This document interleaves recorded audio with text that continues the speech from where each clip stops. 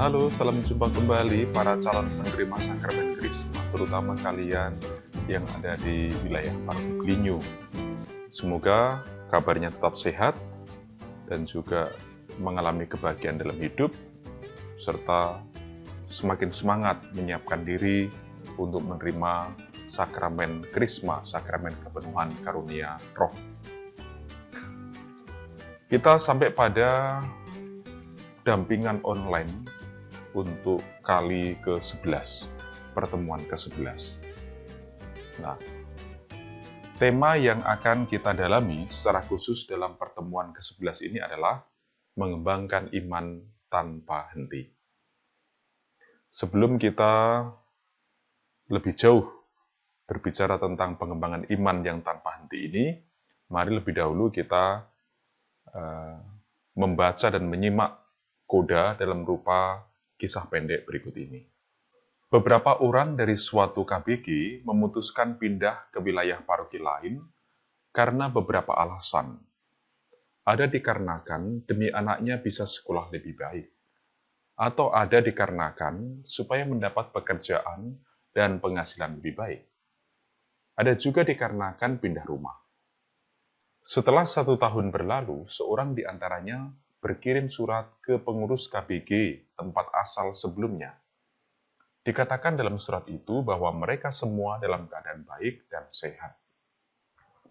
Anak-anak sudah bisa bersekolah dengan baik.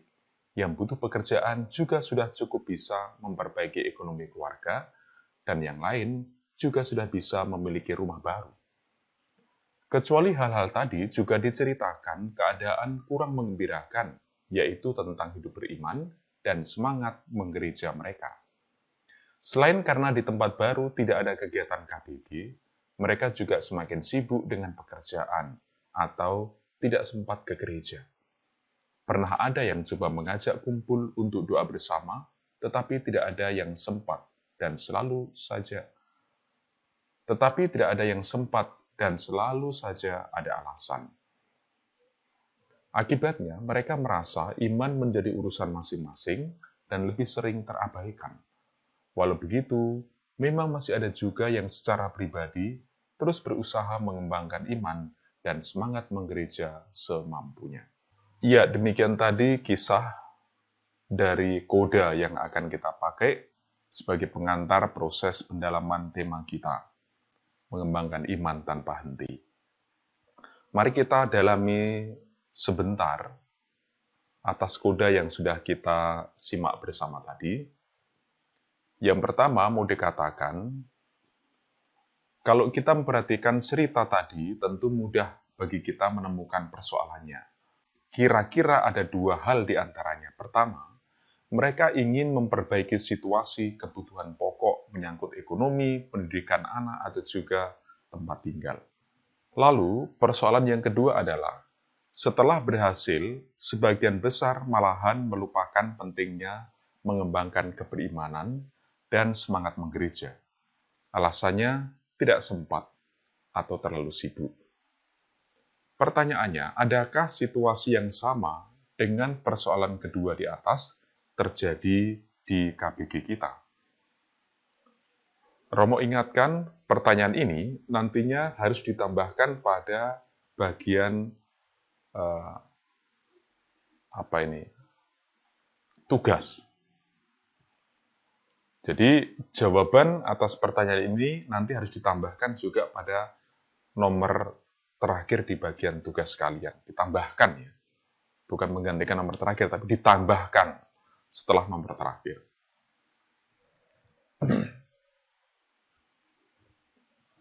Nah, sekarang kita masuk pada pendalaman kitab suci. Mari kita buka teks kita, 2 Petrus, pasal 1, ayat 3 sampai 11.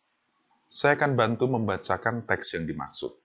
Karena kuasa ilahinya telah menganugerahkan kepada kita segala sesuatu yang berguna untuk hidup yang saleh oleh pengenalan kita akan Dia yang telah memanggil kita oleh kuasanya yang mulia dan ajaib.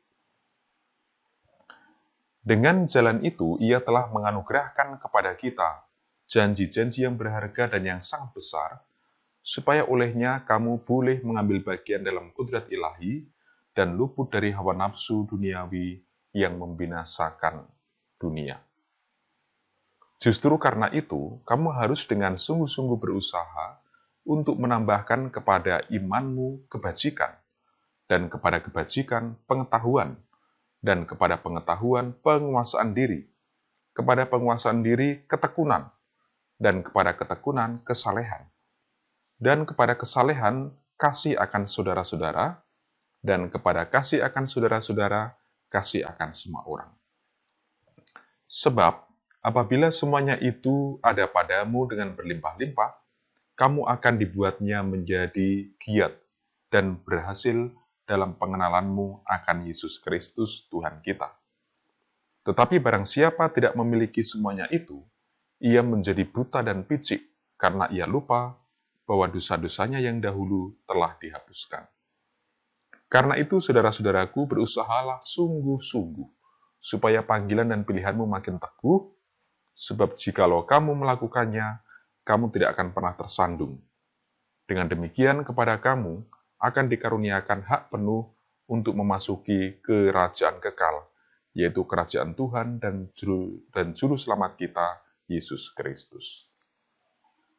Ya, begitu bunyi teks 2 Petrus pasal 1 ayat 3 sampai 11.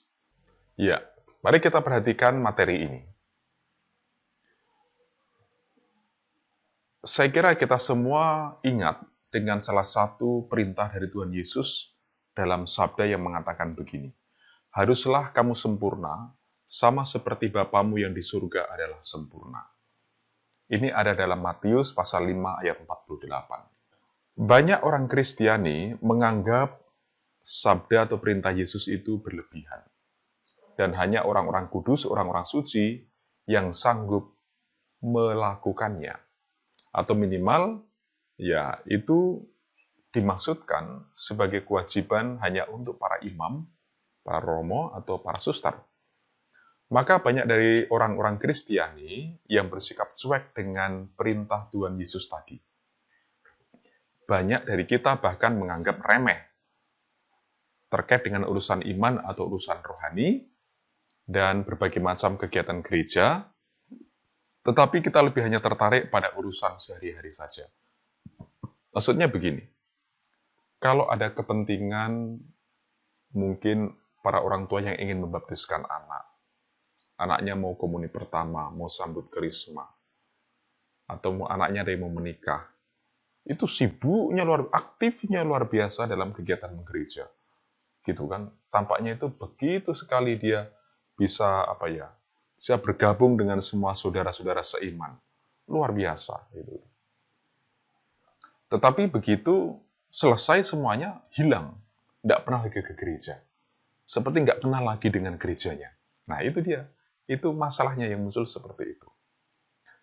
Ketika ada keinginan supaya nanti sekolahnya berhasil, nilainya bagus, tuh berdoa terus, sepanjang waktu berdoa, sembahyang terus, rajin. Gitu. Tapi setelah nanti kemudian lulus, nilainya bagus, berhasil dengan baik, lupa. Tidak merasa bahwa semua ini juga oleh karena rahmat Tuhan, juga merasa. Nah, ini dia. Maka, perintah haruslah kamu sempurna, ini ditujukan kepada semua orang beriman Kristiani tanpa terkecuali. Dan perintah ini bertujuan supaya kita terus berusaha dengan mengandalkan rahmat Allah, mengembangkan iman kita dan juga semangat menggereja.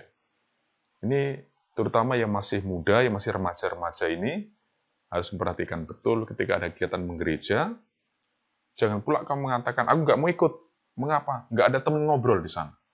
Lalu dicari-cari alasannya. Banyak tugasku, aku capek ini itu. Omong kosong. Padahal tidak demikian yang sebenarnya. Nah ini kita, kalian yang sebagai masih yang muda-muda, khususnya yang masih remaja, harus memperhatikan ini. Mengembangkan iman, ketekunan dalam hidup menggereja itu bukan untuk kepentingan pastor, bukan kepentingan orang tua, kepentingan siapa, kepentinganmu sendiri. Ini ibaratnya kamu sedang membangun rumah, kamu membuat fondasi yang kuat, yang kokoh. Dalam bentuk ya keaktifan dalam kegiatan menggereja, tapi juga dalam menghayati dan mengembangkan imanmu. Sering mendengar pengajaran-pengajaran dari gereja dan lain sebagainya. Kalau tidak demikian, Begitu kamu sudah mulai dewasa, kenal dengan mungkin lawan jenis, mulai berpacaran atau bagaimana, kamu akan pusing, kamu akan kebingungan mencari sebuah solusi bagaimana caranya, apalagi ya pacarmu itu, lawan jenismu itu, atau pacarmu itu berkeyakinan iman yang berbeda dari kamu. Coba kamu bisa bayangkan, kalau sekarang nggak ada dasar fondasi yang cukup baik, kamu akan kesulitan. Nah, bahkan dalam surat Rasul Petrus tadi, semakin ditegaskan begini, karena kuasa ilahinya, ia telah memanggil kita untuk mengambil bagian dalam kodrat ilahinya, agar kita luput dari hawa nafsu duniawi. Itu kan? Ini lebih tegas lagi. Ya, bahwa kita dipanggil untuk ambil bagian dalam kodrat ilahi Allah sendiri. Nah, itu dia. Nasihat Rasul Petrus ini mau mengatakan, perintah Yesus tadi tidak sembarangan dan tidak boleh dibuat main-main. Alasannya, kita seharusnya tidak hanya puas dengan semua hal yang manusiawi saja. Pinter, hobi, sukses, itu nggak cukup. Karena kalau hanya itu yang menjadi tujuan hidupmu, maka kita akan mengalami kebinasaan. Maksudnya apa? Semua hal yang baik secara duniawi manusiawi itu modal untuk hidup di dunia, tetapi belum menjadi modal untuk kehidupan kekal. Nah, kamu bisa bayangkan, kalau kamu hanya puas dengan urusan duniawi untuk yang kekal, kamu nggak memiliki modal apapun, bagaimana kamu nggak akan binasa? Nah, itu dia. Artinya, kita boleh mengusahakan semua hal manusiawi dan duniawi tadi, tetapi yang rohani, yaitu menjadi sempurna, kudus, hidup suci, harus lebih dipentingkan atau diutamakan melebihi yang manusiawi dan duniawi. Tujuannya, supaya kita bisa mengambil bagian dalam kodrat ilahi Allah sendiri. Caranya bagaimana? Tekun mengembangkan iman dan semangat hidup menggereja. Konkretnya bagaimana? Nah, seringkali begitu.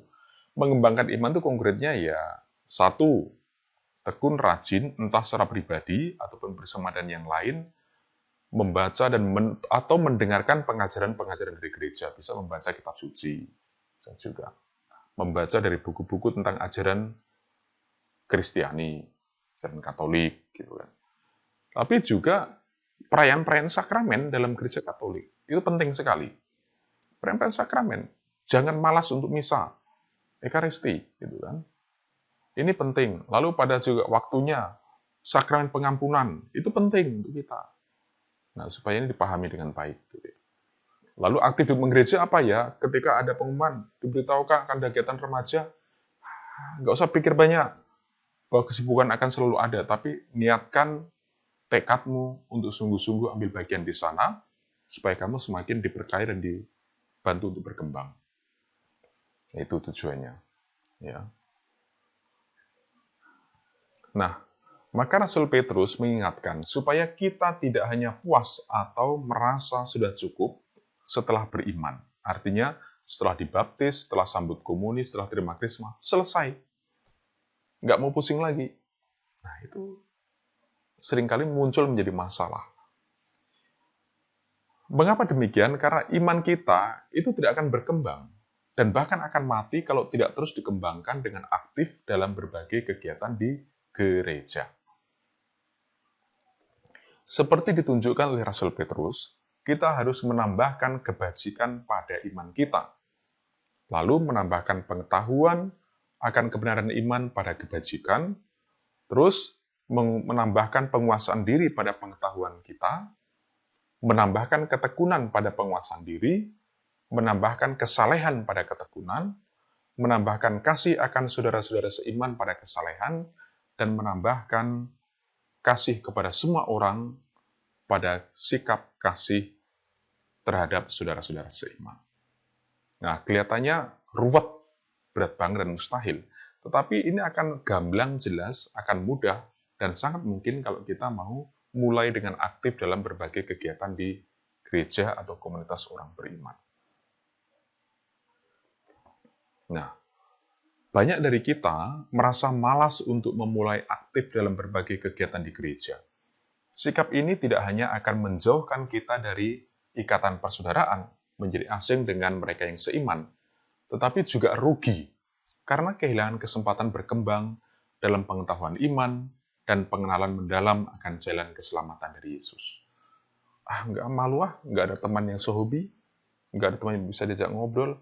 Ya, kamu nggak akan pernah mempunyai teman seiman kalau kamu nggak berani hadir di antara mereka, nggak berani ngumpul, nggak berani belajar mendengar, belajar mengungkapkan pendapat, saling mendukung. Kalau kamu nggak memulai, nggak akan pernah bisa. Gitu. Tapi kalau begitu mulai, masuk di antara teman-teman seiman, ngobrol, jadi enak. Nggak ada lagi perbedaan. Kamu suku apa, kamu dari keluarga yang macam apa, itu nggak peduli lagi. Gitu. Karena yang mengikat kita adalah iman akan Kristus. Itu yang diperhatikan. Nah, orang yang tidak peduli dan malas seperti itu disebut oleh Rasul Petrus di ayat ke-9 sebagai orang yang buta dan picik. Ya, buta batinnya, maka picik dangkal pengetahuannya. Sepintar apapun ketika iman nggak berkembang, dia menjadi picik. Gitu. Inilah sebutan untuk orang yang tidak tahu bersyukur atas semua berkat dari Tuhan Yesus, khususnya pengampunan dosa dan penyelamatan yang sudah diterima. Orang yang demikian egois dan hanya ingin senangnya sendiri. Nah, kan? Yang penting aman, nggak mau pusing dengan kegiatan ini itu, dengan alasan yang nggak masuk akal. Baik. Rasul Petrus mengatakan, berusahalah sungguh-sungguh supaya panggilanmu makin teguh. Nah, dengan demikian, kamu akan dikaruniai hak penuh untuk memasuki kerajaan kekal, kerajaan Tuhan Yesus Kristus. Ini diperhatikan. Ini petikan ayat 11 ini diperhatikan ini. Berusahalah sungguh-sungguh supaya panggilanmu makin teguh, dengan demikian, kamu akan dikaruniai hak penuh untuk memasuki kerajaan kekal, kerajaan Tuhan Yesus Kristus. Pertanyaannya, ini panggilan makin teguh, ini panggilan apa ini? Ya di awal tadi, panggilan hidup dalam kekudusan, hidup dalam kesucian, dan itu hanya mungkin terjadi kalau kamu mengembangkan imanmu, kesetiaanmu pada berbagai macam kegiatan dan hidup menggereja. Nah, gitu ya. Ini yang perlu untuk sungguh-sungguh diperhatikan dengan baik. Nah, sekarang kita masuk pada tugas.